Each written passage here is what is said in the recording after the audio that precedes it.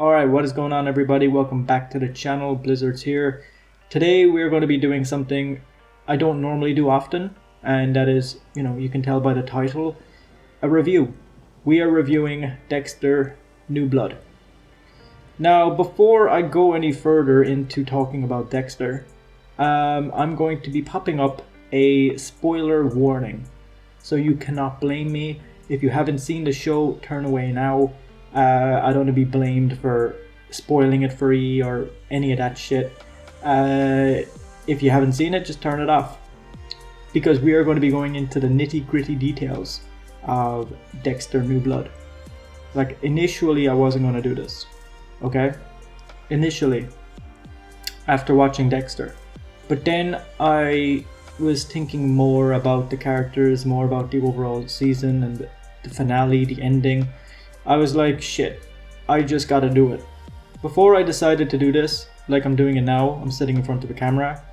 But before that decision was even made, I watched a lot of reviews on what people thought about Dexter New Blood. And unfortunately, like, a lot of them didn't like it. A lot of them were pissed off. A lot of them just had no idea what was going on. A lot of them were confused. And it is kind of unfortunate to hear and to see, because Clyde Phillips, the original Dexter showrunner from season 1 to season 4, he left the show then because he thought the show was going in crazy directions, so he left. So it brought a lot of attention to this revival, that you have Michael C. Hall, you have Clyde Phillips, and they're bringing back Dexter. What could go wrong, I just want to take this time to appreciate and to thank Clyde Phillips and Michael C. Hall for returning, because, I was very grateful to even sit down and watch Dexter. I'm grateful that they brought it back, even though they didn't have to. So I just want to say that much, that thank you for going through the trouble of actually making it and giving us something to watch during COVID. It was great. Okay? Saying that just isn't going to sound good when I get into the negatives of this show. Now, I am freeballing this. This is complete improvisation. I feel like if I went off a script, it would just seem too forced, too false, and I need to express my emotions and all that stuff and kind of rant a bit. But, I feel like going off the script isn't going to work. So instead, I have pointers just so I don't forget what I have to talk about. So look, without further ado, we will get into the positives. First positive, production design. We knew from the end of season 8 that Dexter was in this remote place, location, out of nowhere, as a lumberjack, and we knew with this revival that he wasn't going to be back in Miami.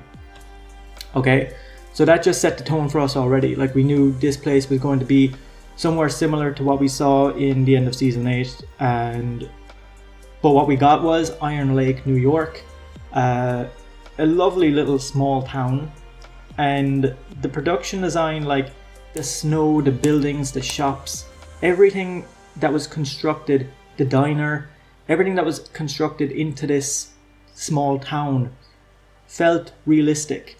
This is a fictional town, okay? And the production designers made it feel like it was just this lovely, real place. And I was just overwhelmed seeing all that. In a way, it reminded me of Fargo season 1. And not saying like Dexter New Blood copied Fargo season 1, I'm just saying it had similar vibes. Because after watching Dexter, I went back to Fargo and I saw some similarities, and I really enjoyed that vibe, and I feel maybe they just took a little bit of inspiration from it. I don't know. Cinematography, editing, color grading, everything about it, the way it was shot, it was perfect. It was like butter melting on toast. It was just satisfying to watch, and it was done so well. And Dexter has always been really good at kind of at that, editing and cinematography, giving us the shots, the most interesting and intriguing shots available. And I feel like they actually succeeded in doing that within this show. and it was very nice to see. I felt like the acting once again by Michael C. Hall was fantastic. You know, he never disappoints.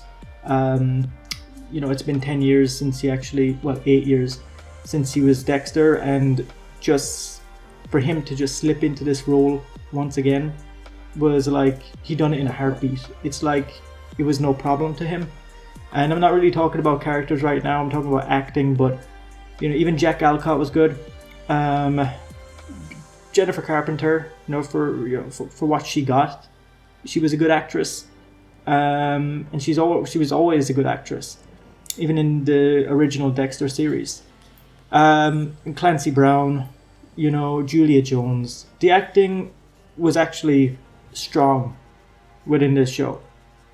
So I would definitely not put that in a negative or a mixed feeling column. Like I do feel the acting succeeded and they got really professional actors on board.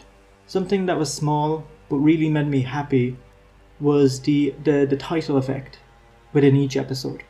It was like motion graphics implemented into the screen, into the shot. You know, like in Cold Snap, the title Cold Snap was like on the ground, and then Dexter driving his car over it, and then it disappeared. And then there was like a neon light with like unfair game. It was really cool, and those small things within each episode really just made it for me, because I studied that in college. We got a little glimpse into that effect, and it was just really cool to see it, and it was done really professionally. Then we have the Dexter New Blood sort of intro. You know, in a way, when I first started to watch this, I kind of hoped, you know, even before I watched it, I was hoping we had a similar intro to the original Dexter. And when I first saw the way it was done with New Blood, where you have this like 5-second flashy dream sequence in which it teases the audience with like a few clips to what's to come within the episode, if that makes sense. So it's like chopped together, you know, a few teasers. And I thought, watching that first, I was like, that's actually a really cool way to get the person involved and get them intrigued into what's going to happen. And I thought that was a very cute way of doing it. The outro credit sequence. You know, sometimes they chopped and changed it, like the outro credit sequence would have like fire involved and snow and kind of smoke and things. And the way they kind of changed it every episode, even the last episode was like Harrison driving away and they included that. So I thought that was very neat. You know, rather than just having a black background, they really put in the 3D effects, and they really put in the motion graphics and the compositing effects within the outro credit sequence, and I thought that really paid off too. So I do think they put in a lot of effort into those bits, and I'm really grateful for that, because that's something I'm really interested in. Another one is Princess Goes to the Butterfly Museum, you know, a band that I've seen in concert in Dublin. Michael C. Hall is involved with it, and they used their song Ketamine for one of the episodes. I think it was episode 5. That was a pretty neat touch. I'm glad they put that in there, because it's an incredible song. And strangely enough, like Ketamine, like it was said a lot throughout the series. Like towards the end of the series, Ketamine, Angela knew Dexter was probably using ketamine, and we'll get into that soon. But ketamine, you know, it's a nice reference to what was foreshadowing into the series, where they talk about ketamine. I really enjoyed the villain.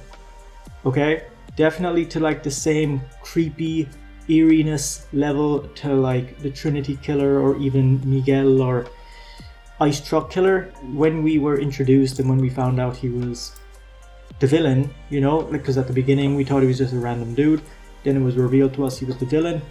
It kind of took us by surprise a small bit. Like I wasn't really surprised by it, but because I knew it was him. But I feel like Dexter's screenwriters always seem to get the villain right. You know, the villain is always fantastic, except for maybe the brain surgeon. But usually the villains are pretty good, and they definitely hammered the nail into the coffin with this one. Clancy Brown, Kirk Caldwell, was a fantastic villain, fantastic choice for Dexter New Blood, and it fit in perfectly. He just had this creepiness to him, you know, he was a lovable mentor We just thought he was kind of this drunk, maybe at some times, where he comes into the tavern or even out of the tavern drunk and playing the songs and asking the bartender to dance. So we just thought he was just this messed up fella, really, and he just had all these emotions, and that just made it creepier, you know, and it really paid off. Additionally to Kirk Caldwell, I think Del Shannon's Runaway was a great song choice to put within his character, because everything really Del Shannon sings about kind of relates to Kurt. And it's like, because he played that song when he was younger and when, you know, his dad used to beat up prostitutes, he used to listen to that song. So maybe in a way that song sort of inspired him to do what he done, you know? And it's just a great song anyway, nonetheless. Another positive was kind of getting us introduced to Jim's / Dexter's new life as a gun clerk at Fred's. You know, it was different. I thought it was nice, just kind of getting us a peek into what Dexter does now, and it was good, kind of setting up this new path for Dexter. And I like the way it kind of differs from his old career back at Miami Metro. You know, it's just a different light, a different sense. You know, we got a different feeling, and it was nice to see. And actually, I thought it worked well that he was this kind of gun clerk. I just hoped we saw a little bit more than that. It was kind of used a lot at the beginning, but I felt they kind of got rid of Fred's store after like episode 2 or 3, you know, and I wished we saw a little bit more of that, because I thought it was pretty cool. And Fred Jr. was a good character too. Now, lastly, this is my last positive. I thought it was cute. I thought it was cute that Dexter just happened to be going out with the chief of police at Iron Lake, Angela Bishop. You know, did he really love her? Or was he just using her to kind of be closer to crimes within the station? Like, if he was going out with the chief of police, he'd have kind of information. He'd be able to walk into the police, into Angela's room, and just be like, or Angela's office, and just be like, you know, what's going on? You know, he has an insight into the latest crimes and people kind of involved. You know what I mean? So it's like, it was a choice he done, not because of love, but because he wanted to be closer to his old life in terms of how close he was with Miami Metro. That, you know, maybe it was just for the audience, you know, just to give us that kind of that feel again, just in a different setting with a police station. But I feel it was because Dexter wanted to be closer to the crimes, all the latest crimes, and he wanted to have a heads up, you know. So that's why I feel he done it. So I don't know, like, and if he was going out with like the chief of police, nobody, like, he blends in, because nobody would really suspect Jim, because he's kind of involved with the police. Nobody would really suspect Jim as a bad person, because he has this kind of like lovable persona now, that he's very close to all the people. And I suppose it gives him a little bit of a heads up. It gives him kind of a boost of blending in, rather than if he wasn't and just working at a gun clerk store, at a gun store rather. Like, it's just like he's out there and he's just a normal person. But I feel him being involved with the police helped his persona, helped his new character, Jim Lindsay. I don't know. We're going on to the mixed. First up on mixed, we have characters. Okay, now I'm not talking about acting, I'm talking about characters. Harrison's character, right? When he was first introduced, right, which wasn't really a surprise at all. We knew Harrison was following Dexter. We all knew that. And even when, you know, he was snooping around Dexter's stuff in his house, we all knew it was Harrison. Wasn't really a big shock moment, but it was cool to see Harrison there. But what I'm trying to say is, like, Harrison's character just didn't really evolve for me. You know, for 4 or 5 episodes, he was just lying and storming out of the house and going to his room and eating in his room and just denying everything Dexter says, and gets offended if Dexter mentions, oh, were you asking him questions about the event or the incident, he just gets offensive and be like, oh no, I didn't do that, blah, blah, blah, blah.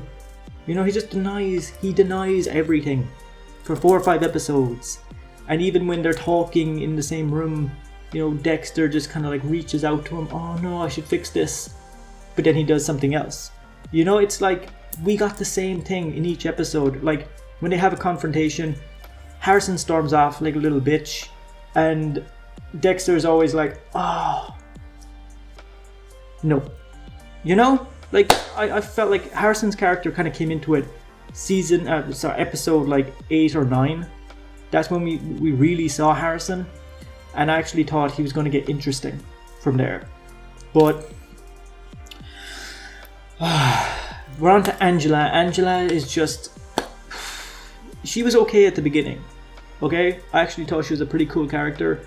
It's not because she's trying to hunt down Jim towards the end that I dislike her. It's like she's trying to play both fields. Like she's a girlfriend and she's a sheriff. Okay, and I felt like those roles kind of became one most of the time.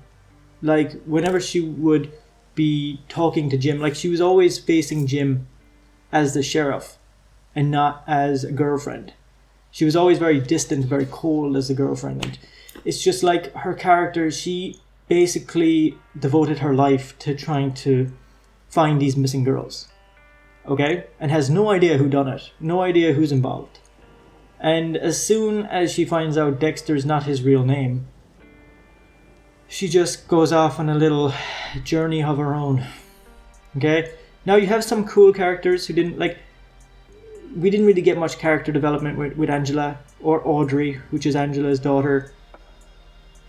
We didn't get much character development. I felt like the characters the characters in this were very boring, very static. With Miami Metro, back in Miami, you had Masuka, you had a lot more kind of diversity with characters, a lot more persona was coming out, like Deborah cursing a lot. It just was funny. Masuka just being Masuka. Batista, Quinn having these anger rants towards the end of the series and being drunk all the time. Like, there was so much going on with old Dexter that with this Dexter New Blood, it's like the characters were just bland. We got nothing with them. They were like it was like they were there just for props. Like we didn't even find out what happened to Hannah, really. Like I know they said she died of cancer, but they didn't really go into it. It's like the screenwriters are just like, oh yeah, look, we just might mention she's dead, rather than making a big thing out of it. Just Harrison says she has cancer, she died. I don't know, like Logan, not even talking about character development, just talking about the characters for who they are. Logan is like the nicest person ever. Coach Logan and Deputy, or what was he, Sheriff Logan. He was a cool character, probably one of the nicest characters within Dexter, honestly. He was always kind of on Harrison's side. He always looked out for the kids. He even was on Jim's side, and he's just an overall good cop and a good friend. So I thought his character was pretty interesting. Kirk Caldwell was probably the most interesting character besides Dexter, because at least we got like a little bit of backstory with him, and just the vibes his character brought was just on a different level. So he was definitely probably the most developed character. Deborah being there just didn't matter to me. Like, she was good for the first maybe 2-3 episodes, but I felt she was used too much, and her character got a little bit annoying because she was playing Dexter's subconscious, and whenever Dexter was going to do something bad, she just kind of steps in and tells Dexter to do something else, and Dexter does that. And it's just like, show, don't tell. It's just like it just got a little bit annoying. Going on to Kurt's backstory, right? This is sort of a mix, because I'll tell you why. Like, we didn't get really much motivation to why Kurt does what he does. Okay? Like, his dad brought in and beat up prostitutes in the back of his truck. And Kurt grows up watching this like, oh yeah, I'm gonna do the same. But rather than beat them up, I'm going to try and get them a job first at my diner, and then I'm going to give them a place to stay in my cabin, which happens to be far out in the woods, which is totally perfectly normal. Any girl who sees, this long drive into the woods would be like, oh yeah, this is awesome. Cool, place to stay. And then he opens up this hatchet, they go down this hallway into the room. Nobody suspects nothing. No girls suspect anything. So this is all Kurt's plan. And then once he has enough with them, he lets them free. It then shoots them in the back. And then brings them to his dungeon and then bombs them. And then preserves them because he wants to preserve the lives of these girls. Because the outside world is dangerous. He feels that, I have to preserve these women because they're going to get hurt and they're going to get emotionally abused out in the real world. That was his motivation. I think Kurt's dad is looking down from above and is like, what the feck is this shit? Like, come on. So look, introduction to Harrison was okay. I think we all knew that Harrison was following around Dexter at the beginning with the hood up, looking all mysterious and shit. Even if somebody didn't watch the trailer, I think somebody would even guess that. And then him snooping around, at his house, whatnot. Like I mentioned earlier, wasn't really a big shock moment, but it was kind of cool to see, I suppose, grown-up Harrison. 15-year-old Harrison. It was cool to see. So that's why it's kind of in the mix, that kind of introduction to Harrison wasn't great, but it was cool to see him and to kind of have that first encounter between Jim and Harrison. Going on to negatives. Storytelling. That's probably my biggest problem with this series, with this season. It started off nice and slow, okay, getting us into the vibe of Iron Lake, how like the setting, the people living there. We got like a little bit of insight into that, and Jim at his new job, looking good, and then Harrison coming into Dexter's life. Dexter's first kill in 10 years, and just coincidentally, it happens around the same time Harrison shows up. All of that is just beautiful. Love that. That first episode was just spot on. Okay? So that's the perfect pacing right there. And then, even the relationship between Angela and Dexter at the beginning was okay. I thought there was nothing wrong with it. I sort of felt that chemistry. But as the season went on, I felt divided. That I didn't think their chemistry was good at all. Then it stayed at the same pace. After the first episode, the pacing kind of seemed to slow down for a bit. It was too slow.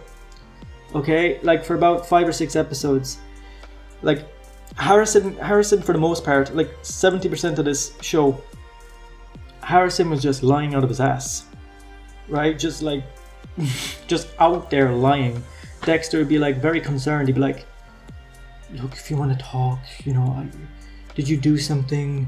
And then Harrison's like, what do you think I done? Huh? Do you not believe me? Do you not trust me? I'm your own son. And then goes off to his room. Or storms outside. Like, literally, that's what I don't get. That's what I don't get. Like, Harrison lying and lying each episode. And then for one of the episodes to be like, Dad, I actually done it. I actually done it. Like, oh my god. Are you serious? You gave your dad like a hard time for like 5 or 6 episodes. He was trying his best to reconnect with you. It's just like, my god. Like, if this was real life, a son who hasn't seen his dad in 10 years, of course, this would be like a situation that happens where, they have trouble communicating, there'll be kind of arguments and all that. But when it's on screen and the audience are watching it, it's not that entertaining. It's just not entertaining to watch. And it did get a little bit kind of, it wore thin. That like, we wanted to see a little bit more between them rather than just a confrontation. Someone says something, argument, one goes away, the other does his own thing. It's like that happened for at least 4 episodes. It's like, oh my god, please, just talk to him. Dexter should just go over and grab him and just talk or shout in his face and be like, listen up, you little bitch. Listen up. You know? And then it just took Dexter one sentence, like literally when Dexter was like, okay, I will tell you everything. I will tell you everything. And then Harrison hugs him and it's like, you literally could have done that earlier. But I think you had Deborah, who was the subconscious, kind of telling him no. So we can all blame Deborah for that. But look, anyway, that's just, it's not really too much of a negative. You know, maybe I'm just kind of seeing it in a different light. But I just thought that was just, oof. Another one is like the way Angela pieces together that Dexter is the Bay Harbor Butcher. It just felt forced. It felt like lazy screenwriting. Like the way that she happened to go to this convention in New York City and absolutely... Who happened to be there was Angel Batista from Miami Metro, and they happened to Angela happens to see him after, and Batista is like, oh yeah, let's sit down and have a chat. And then, I don't even remember what happens. It's like, Angela brought up the Trinity killer, and then Batista goes, oh yeah, whatever, Deborah. He brought up Deborah, and then he brought up that she died. And then he brought up, oh, she had a brother, Dexter. Dexter died. And they had a son. Like, this is a woman you just met. Harrison was living with you for 2 years. You were so close to Deborah and Dexter. You know, so why are you giving this woman information that you just met this woman? Why are you giving this woman your friend's information and their son's name? She literally doesn't give a shit. You know, and he just stops. He's like, oh, I can't remember the name. And then he just gets to the bar and he stops. He's like, Harrison.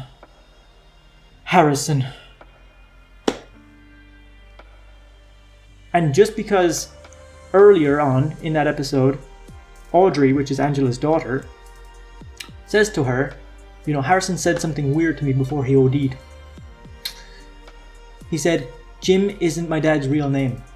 And then she just happened to go to the convention. That all happened to go down, and that convinced her to look into Dexter. Found out that Jim was Dexter Morgan. Angela's like, F you, I do not want to talk to you anymore. You broke our trust. How can I ever trust you again? Our relationship is based on trust. And then it just all went to shit, really. And then she done some digging. She had this Molly Park who was looking into this. She done these podcasts, and one of them was the Bay Harbor Butcher. And she was like, was it James Stokes?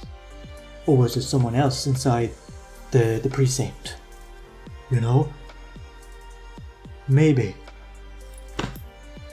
And then she does some digging on Google, gets some images, past cases, goes with the whole thing of like the neck, the wheel mark on the neck.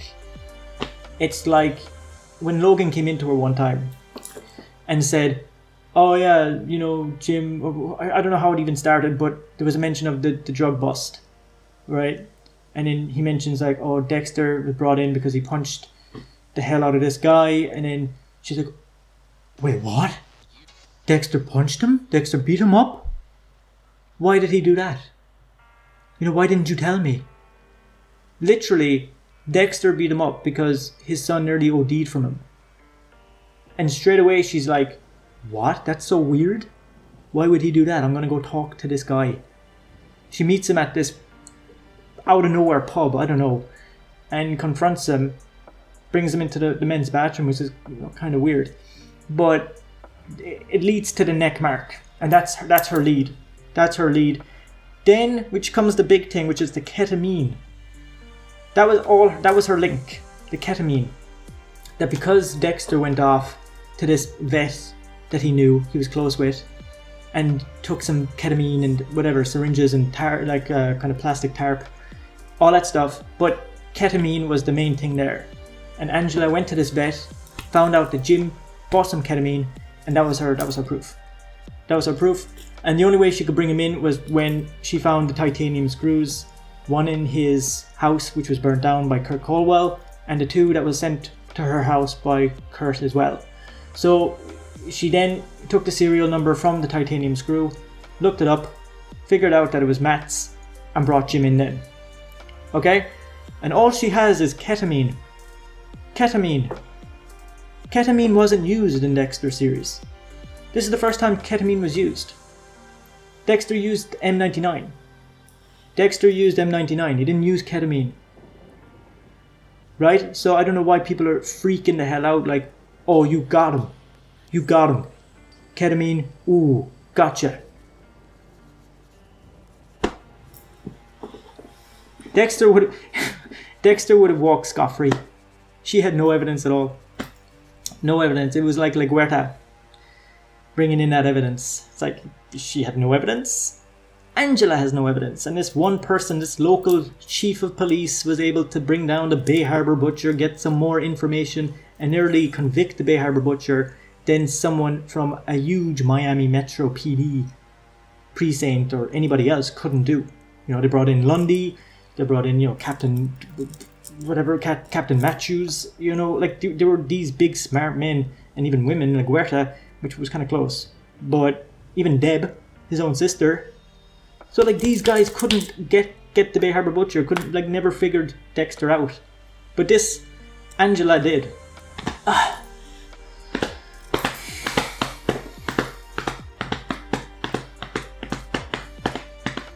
Like, okay, another one, John Lithgow. I've heard that I heard before that John Lithgow is coming back. And I was like, oh, okay, that's pretty interesting. I'd like to see what they do. Obviously, it's going to be flashbacks and stuff. And, you know, I love John Lithgow, so cool. John Lithgow was in it for 10 seconds. 20 seconds most. That was just strange to me. Like, bringing back John Lithgow just for that. Maybe if he got a little bit more screen time, I don't know. But it just felt like he was barely used. And I just wanted to see more of him. I don't know why. Maybe that's just my personal feeling. I love John Lithgow, so I just wanted to see more of him. But I don't think it needed to be done. I don't think they actually needed to bring him back. You know? Like, I think everybody, like, this is another negative, is like, I think everybody predicted what was going to happen at the end. You know, when Dexter bought Harrison that gun for Christmas. You know, people, like, what's going through people's minds, it's like bad screenwriting, because it's like foreshadowing what's going to happen. Everybody's like, I bet you some people were like, oh God, why did you do that? Do you not see what's going to happen? You know, like, Harrison's this unpredictable mother effer. Like, he literally broke someone's arm because he got a cut. He got elbowed to the face. And he literally frames someone for a school shooting. Harrison's more dangerous than Dexter. Because Harrison is unpredictable. He shows his anger, like, he expresses his anger in public. He has to have this huge show. And that's a lot more dangerous than Dexter. Because who knows what Harrison is capable of. Like, Dexter can control his emotions, but Harrison cannot control. He cannot control anything. Like, going back to my earlier point, he was lying for like 5 episodes. Like, we're going on to the finale. We're going on to the last maybe 15 minutes. Okay, where it all went wrong. Okay, I felt like the point up to this, it was going in the right direction. I felt like if the last 15 minutes went right, then it would have all worked out. So the lead up to all of this was good, but like, I must say, like, it did feel rushed. Like, the last 2-3 episodes just felt like very rushed. They found Kurt's coffins. Then the next scene, basically, they have Kurt. You know, there wasn't really this much of a hunt. It was like, okay, we have to they got Kurt over and done with.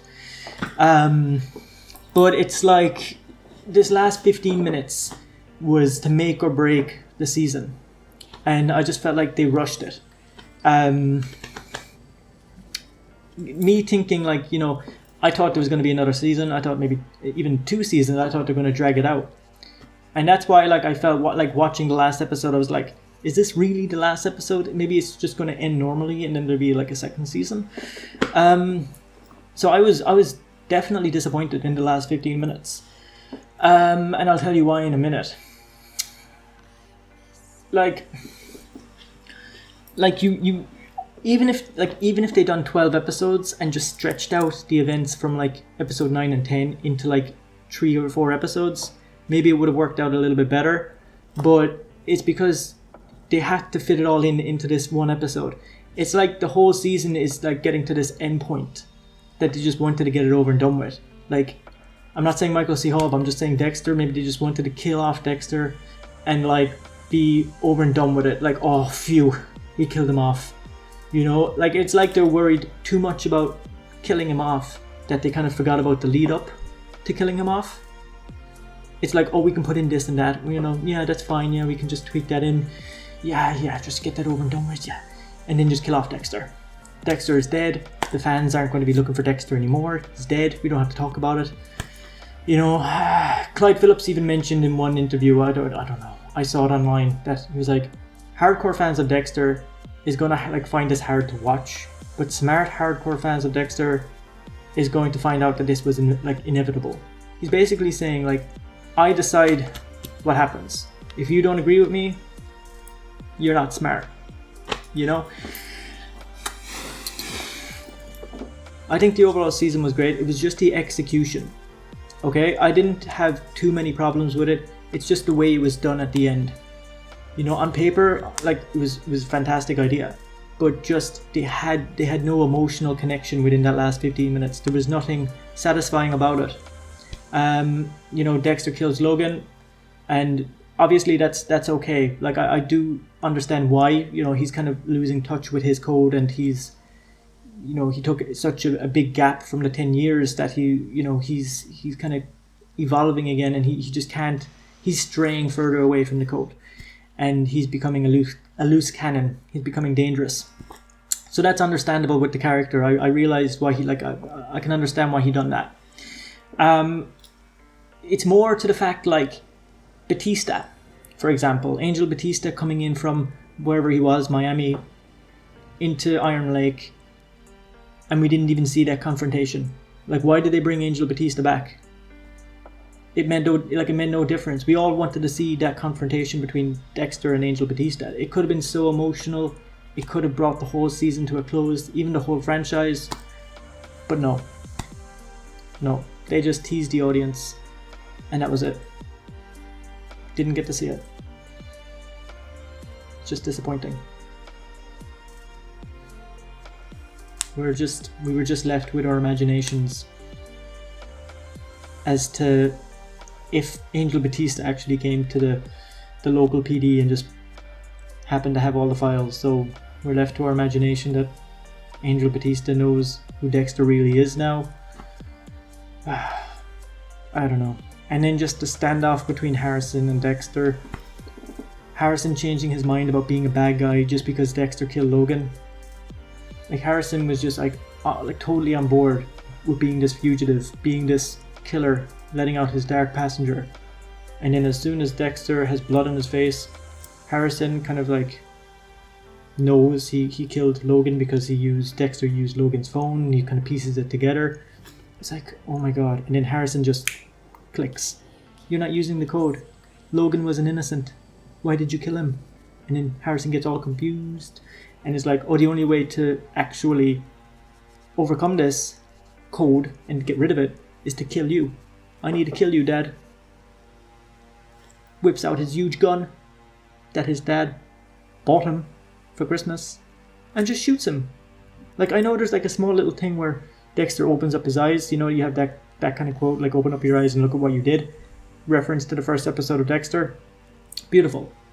But you have like this flash with Dexter that he kind of like Lundy, Dokes, Deborah, Negueta, I don't know who else, Harry, who kind of flashes with his eyes. And that was pretty nice, but I wanted a more emotional connection, maybe like some sad music, a little bit more embracement, like there should have been a little bit more, like just sticking to that ending, like without kind of, they could have went in hundreds of alternative routes with this ending, but just, I'm accepting the ending, but I'm just saying you could have done a lot more tweaking, that, you could have made it a little bit more satisfying, a little bit more emotional, like when, you know what I mean? So it's sad. Like, it's just like he got shot right in the heart. He's not going to come back. And then Angela takes the fall, doesn't arrest Harrison, even though Harrison should be questioned, because Harrison was literally with Dexter. She knows that Dexter is the Bay Harbor Butcher. How much does Harrison know? And she just like lets him run off, drive away, gives him some money, and she takes the fall. Like, oh my god. It was just executed poorly. And if they just had a little bit more emotional embrace, had a lot more emotions going on between the characters like Harrison and Dexter, I felt it would have been a lot stronger and satisfying to the audience. Me personally, I would have preferred if Dexter got caught and had to face, life in prison or something. Like Batista coming from Miami, busting Dexter, bringing him back to Florida, being on trial, and you have all the cast members there, like Masuka and all that in the courtroom, while Dexter's being tried. And then, maybe through his head, or maybe ghosts of like, kind of maybe Deb and maybe Harry, and kind of like looking at him. And then he gets the death penalty, and maybe don't even show the death, but just mention that, and he gets locked away. I don't know. Like, I would have preferred that. I'm not saying I didn't want Dexter to die. I'm just saying, I think, just off the top of my head, that would have been a lot more emotional. It would have been a lot more satisfying, rather than just like a quick shot to the heart and he's dead. You get me? So on that front, it is a little bit disappointing, but I did find the whole season, like in conclusion, I found the whole season good. It had some negatives, small parts. It had, a good few positives. But all in all, like, I think that last 15 minutes was like a make or break for the season, and they could have put in a lot more effort into that just last 10 minutes, even 5 minutes, just to add that boost, but they didn't, and it was just over and done with. It wasn't satisfying. You killed off one of the greatest TV characters of all time right there, and he's been on screen for 8 years plus 1 year, you know what I mean? So it's like nine seasons of Dexter, so just killing him off like that was getting like a slap in the face. It was like, he's dead. Don't talk about him anymore. If we decide to do something else, we're going to be doing it on Harrison. Why? Why do something on Harrison? I don't think half the people who watch Dexter New Blood isn't going to be like pay attention to Harrison, the Harrison show. And I can tell you something, like Michael C. Hall isn't going to come back. That's just to put it out there. I thought about it. I thought Michael C. Hall might be Harrison's subconscious, but they'd have to pay Michael C. Hall a lot of money to come back. And Michael C. Hall does not want to be dedicated to a couple of years on TV, because he already said that in interviews, that he wants to see an end goal, and he doesn't want to be spending years upon years on a show. So I doubt very much that Michael C. Hall will come back. So you're just, what if Logan's like his subconscious, because he loved Logan so much? Harrison and Logan, the Harrison and Logan show. Dun-dun-dun. Oh yeah, you're gonna see ratings skyrocket for that on Showtime. No. Okay, that's it. I hope I didn't really rant too much. I kind of forgot if I ranted. I kind of wanted to keep this short enough, but look, you heard my opinion. For the most part, I enjoyed it. Just execution was wrong at the end. So I'm not bitching on it altogether at all. I'm accepting the ending. I'm totally fine with it. I'm not like heartbroken. I'm not like devastated. I'm just saying, like, casually, I would have wanted a little bit more emotion just to add to that satisfaction. Obviously, it's not satisfying killing off a major character, but for the audience, it wasn't satisfying. So yeah, I don't know. Alright, it's going to be the end of it. I've been Blizzards. Don't forget to like and subscribe. Comment down below. Share the video if you want. And that's going to be the end. I hope you enjoyed this Dexter New Blood review. And I will catch you in the next one. Peace out.